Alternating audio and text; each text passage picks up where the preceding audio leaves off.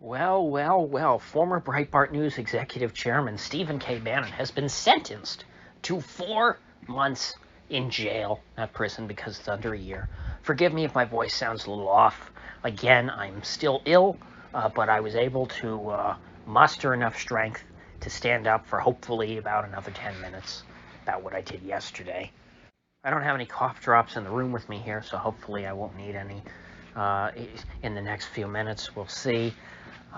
But Bannon, I've been kind of torn on him for a while. Initially, when he really started to make himself prominent back in 2016 and come out from behind the shadows as Breitbart News's headline writer, a job at which I think he was very good. I thought he wrote very enticing headlines. Made me wish that Stephen K. Bannon was the editor of a tabloid like the New York Post. I think that he would have been very talented at that.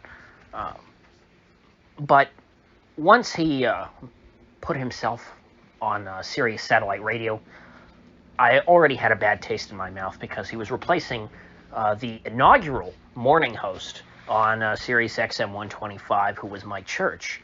A good guy, someone who's still a good guy that I have respect for. He's a Catholic monarchist, which added some variety to your normal conservative talk. Definitely on the paleo-libertarian spectrum. And so I was sad to see him go in favor of Breitbart News Daily, hosted by Stephen K. Bannon, which to me at the time felt like a flavor of the new hotness. It felt very much to me like Bannon was bandwagoning off of Trump. I saw Bannon as this salacious tabloid editor who figured out earlier than anyone that I was listening to at the time that Trump was the next big thing, and so he made sure that his publication went all in on Trump all the time. And I saw this purely as a cynical calculation, a smart business decision. But because of that, I could not really respect him as an analyst. With that said, though, I do think that he ran one of the tightest ships on radio as far as picking decent guests who had interesting things to say and were relevant to the time.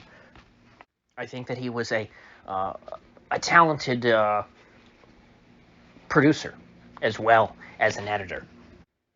And eventually, in my eyes, Stephen K. Bannon rode this talent of his all the way to the White House, where he became White House chief strategist, a position once held by the detestable Karl Rove. But things changed, however, when Stephen K. Bannon was fired by Donald J. Trump, kicked to the curb, sent back to have to get on with his life by himself. He found a new patron, a rich Chinese dissident. I think he was a billionaire. Apparently, also, he was an aspiring rapper, and Stephen K. Bannon would host a podcast and use this Chinese dissident's rap music as bumper music, which I have to say was quite cringy. And to me, it looked as though Bannon was just moving on to his next meal ticket. Trump had kicked him to the curb, and so he decided to take up, the mantle of being an anti-China hawk under the benefactorship, is that the right term, of this Chinese dissident. Fast forward, however, a couple of years to the present, and Stephen K. Bannon was subpoenaed by the January 6th committee, the very fake January 6th committee, which I think correctly has been labeled a show trial by Trump and his supporters. Bannon refused his subpoena. He was held in contempt, went to court, was convicted, and now sentenced to 4 months in jail. And I have to say, I don't really understand what Bannon was going for here. I don't know what he had to gain. And so all I can say is that it seems as though he decided that there was some principle that meant more to him than his own self-interest, his personal interests, his personal well-being, I should say, and that he was willing to, take one on the chin for it. even though Trump himself has not lifted a finger, at least publicly, to do anything to help Steve Bannon. I think that it would have been very easy for Bannon to just go before the committee and plead the fifth, and therefore have no, he wouldn't have to say anything, and he also wouldn't be held in contempt, or at least they might try, but you can't hold somebody in contempt for pleading the fifth. In actuality, it wouldn't hold up in court.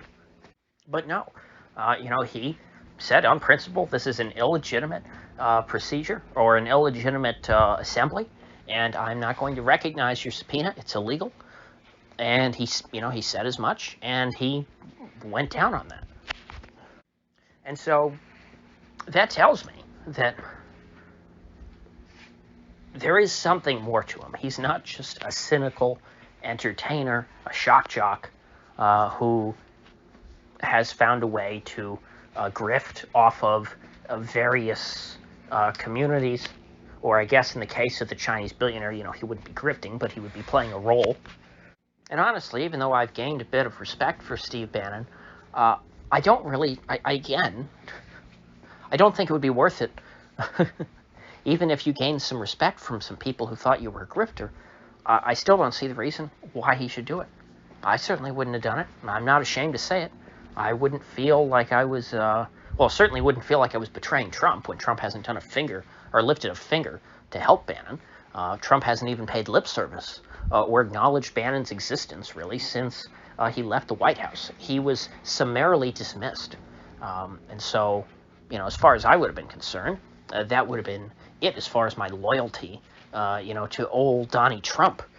If I had been fired and, never acknowledged again, never spoken to, I might still support, maybe his politics and things that were going on. I might have had a similar opinion, on the election or whatever. That personal problems wouldn't have changed that, but I wouldn't have had any personal loyalty to the man. I certainly wouldn't have gone to jail for his sake, which, on the surface, that's what this looks like. It looks like that Steve Bannon went down because obviously they wanted to get Trump, and they couldn't get Trump, so they got Bannon instead.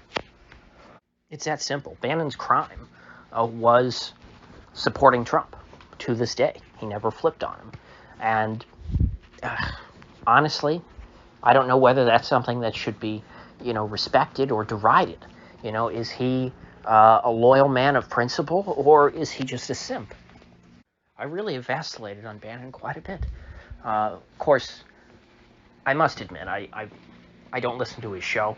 I used to listen to him in the mornings back, when he first took over for my church, because I was used to listening to that time slot. Eventually, I dropped off as a listener. He's long gone from that program. He was only on that program until, I guess, he entered the White House or started working full-time for the Trump campaign, so this would have been 6 years ago, the last time that I listened to Bannon regularly. And then, of course, he's had his internet show for at least since this... excuse me. Sorry, couldn't hold back the cough there. He's had this show, I guess, since the start of the Wu flu, because it was called War Room Pandemic. Maybe it was called War Room something else before that. I've listened to clips. I've seen clips of the show that go around. I don't think that he said a lot of good things, I think. He's made good points. But still, why take the 4-month jail sentence over pleading the fifth?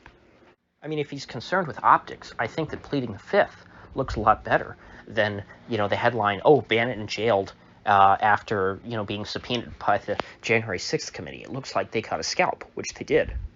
In fact, half of Trump's campaign directors from 2016, or campaign managers, whatever they're called, have been jailed.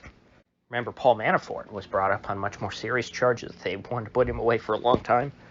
I can't remember what ultimately ended up happening with Manafort. But Bannon now is the second.